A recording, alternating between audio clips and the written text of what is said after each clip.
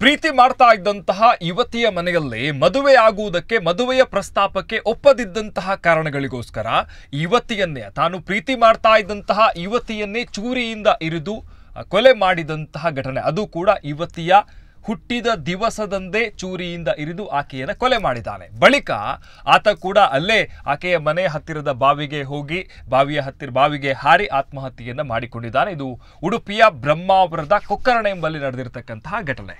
ಕೊಕ್ಕರ್ಣೆ ಚಗರಿಬೆಟ್ಟು ಪೆಜಮಂಗೂರು ಗ್ರಾಮದ ನಿವಾಸಿ ರಕ್ಷಿತಾ ಪೂಜಾರಿ ಚೂರಿ ಇರಿತಕ್ಕೆ ಒಳಗಾಗಿ ಮೃತಪಟ್ಟಂತಹ ಯುವತಿ. ಈಕೆಯನ್ನ ಪ್ರೀತಿ ಮಾಡ್ತಾ ಇದ್ದಂತಹ ಕಾರ್ತಿಕ್ ಪೂಜಾರಿ ಯುವತಿಯನ್ನ ಕೊಲೆ ಮಾಡಿದ್ದು. ಈತನಿಗೆ 26 ವರ್ಷ. ಬಳಿಕ ಆತ ಕೂಡ ಬಾವಿಗೆ ಹಾರಿ ಆತ್ಮಹತ್ಯೆಯನ್ನು ಮಾಡಿಕೊಂಡಿದ್ದಾನೆ. ರಕ್ಷಿತಾ ಪೂಜಾರಿ ಸರ್ವೆ ಕಚೇರಿಯಲ್ಲಿ ಗುತ್ತಿಗೆ ಆಧಾರದಲ್ಲಿ ಕೆಲಸ ಮಾಡ್ತಾ ಇದ್ದು, ಶುಕ್ರವಾರ ಬೆಳಗ್ಗೆ 8:45 ಹೊತ್ತಿಗೆ ಅಂದರೆ ಕೆಲಸಕ್ಕೆ ಹೋಗುವಂಥ ಸಮಯ ಅದು. ಪೆಜಮಂಗೂರು ಗ್ರಾಮದ ಪುತ್ರನಕಟ್ಟೆ ಬಳಿಯಲ್ಲಿರುವಂತಹ ಸಾಸ್ತಾವು ರಸ್ತೆಯಲ್ಲಿ ಆಕೆ ಕೆಲಸಕ್ಕೆ ಅಂತ ತನ್ನ ಸಹೋದರಿಯ ಜೊತೆ ನಡೆದುಕೊಂಡು ಹೋಗ್ತಾ ಇದ್ಲು. ಈ ವೇಳೆ ಆರೋಪಿ ಕಾರ್ತಿಕ್ ಏನಿದ್ದಾನೆ ಬೈಕ್ನಲ್ಲಿ ಬಂದು ರಕ್ಷಿತಾಳ ಹೊಟ್ಟೆಗೆ ಕುತ್ತಿಗೆಗೆ ಇರಿದು ಇದನ್ನ ತಡೆಯಲು ಬಂದಿದ್ದಂತಹ ಆಕೆಯ ಸಹೋದರಿಗೂ ಕೂಡ ಹಲ್ಲೆ ನಡೆಸಿದ್ದ. ಗಂಭೀರ ಸ್ವರೂಪದ ಗಾಯಗಳೊಂದಿಗೆ ರಕ್ಷಿತಾ ಪ್ರಜ್ಞಾಹೀನ ಸ್ಥಿತಿಯಲ್ಲಿ ಕುಸಿದು ಬಿದ್ದಿದ್ದು, ತಕ್ಷಣ ಆಕೆಯನ್ನು ಚಿಕಿತ್ಸೆಗಾಗಿ ಮಣಿಪಾಲ ಖಾಸಗಿ ಆಸ್ಪತ್ರೆಗೆ ದಾಖಲಿಸಲಾಗಿತ್ತು. ಈ ನಡುವೆ ಚೂರಿಯಿಂದ ಯುವತಿಗೆ ಇರಿದು ಸ್ಥಳದಿಂದ ಪರಾರಿಯಾಗಿದ್ದ ಯುವಕನ ಪತ್ತೆಗೆ ಪೊಲೀಸರು ಬಲೆ ಬೀಸಿದ್ರು.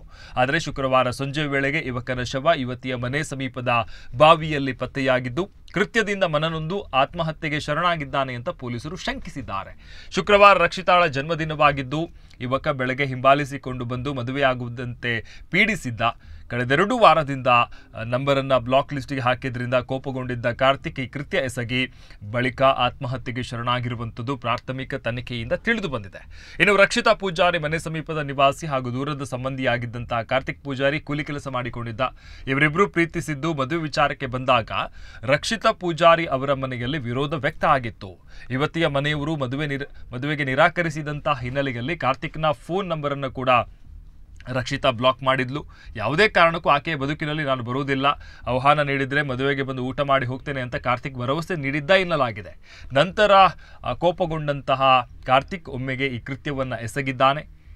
ಈ ಬಗ್ಗೆ ರಕ್ಷಿತಾಳ ಮಾವ ಬ್ರಹ್ಮಾವರ ಪೊಲೀಸ್ ಠಾಣೆಗೆ ದೂರು ನೀಡಿದ್ದು ಪ್ರಕರಣವನ್ನು ದಾಖಲಿಸಲಾಗಿದೆ. ಈ ಬಗ್ಗೆ ತನಿಖೆ ಮುಂದುವರೆದಿದೆ ಅಂತ ಉಡುಪಿ ಜಿಲ್ಲಾ ಎಸ್ಪಿ ಹರಿರಾಮ್ ಶಂಕರ್ ಅವರು ಕೂಡ ಮಾಹಿತಿ ಕೊಟ್ಟಿದ್ದಾರೆ.